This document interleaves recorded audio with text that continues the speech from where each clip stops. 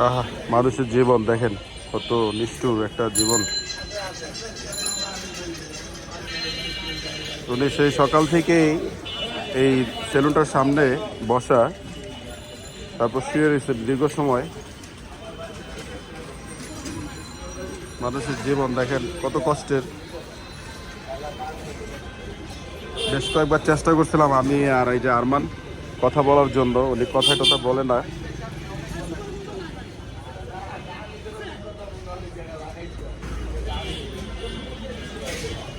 বৃষ্টি নাই, রোদ নাই, কিভাবে রাস্তায় এইভাবে পড়ে থাকে।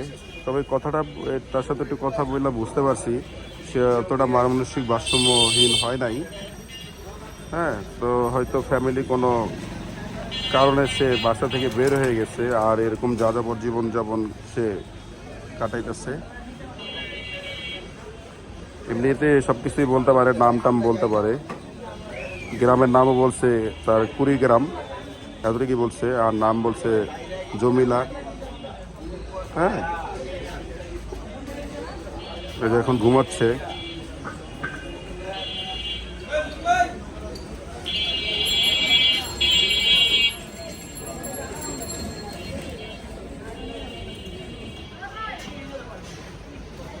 এ আরমান,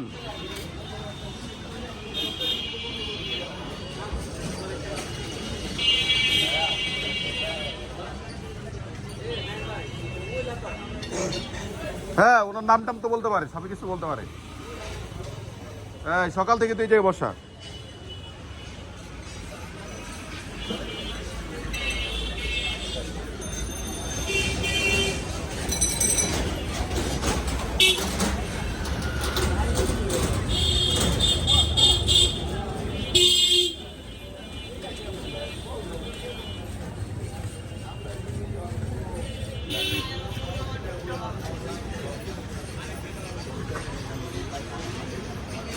এই মুহূর্তে ছিলাম ইদ্রিস ভাইয়ের দোকানের এখানে। তো সকালবেলায় স্কুলে গিয়েছিলাম, ছেলের স্কুলে দিয়ে আইসা দেখি মহিলাটা তখন থেকে যায় বসা।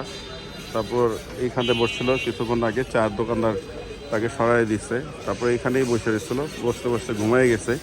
অবশ্য একটা রুটি কিনে দেওয়া হয়েছিল, যে রুটির প্যাকেটটা দেখেন, রুটিটা খাইছে সে। খাওয়ার পরে সে আবার শুয়ে পড়ছে, ঘুমাইছে, এখন ঘুমাচ্ছে। কিন্তু নাম টাম বলতে পারে, কুড়িগ্রাম বলছে, নাম বলছে জমিলা, এতটুকু, আর কিছুই বলতে পারে না।